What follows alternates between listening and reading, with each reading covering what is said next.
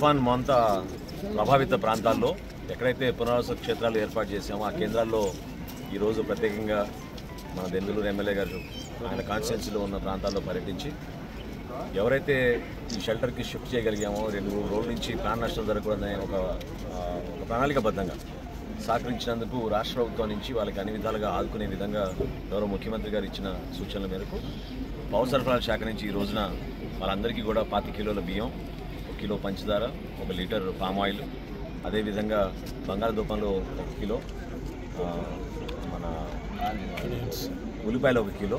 ఇవన్నీ కూడా ఈరోజు సరఫరా చేయడం జరిగింది. వీటితో పాటు కుటుంబంలో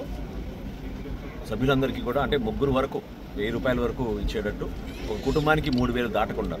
రాష్ట్ర ప్రభుత్వం నుంచి ఈ తుఫాన్ ప్రభావితం ప్రాంతాల్లో ఆ కుటుంబాలను ఆదుకునే విధంగా గౌరవ ముఖ్యమంత్రి గారు చంద్రబాబు నాయుడు గారు, రాష్ట్ర ఉప ముఖ్యమంత్రి పవన్ కళ్యాణ్ గారు తీసుకున్న నిర్ణయం మేరకు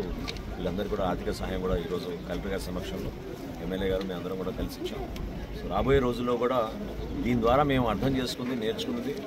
ఈ ప్రణాళికబద్ధంగా ఏ విధంగా ఇటువంటి సందర్భాల్లో మేము సిద్ధం అవ్వాలో జిల్లా యంత్రాంగం నుంచి అందరూ కూడా సహకరించి అద్భుతమైన కార్యక్రమం చేయగలిగాం. భవిష్యత్తులో కూడా ప్రజలకు ఎక్కడ కూడా ఆందోళన చెందకుండా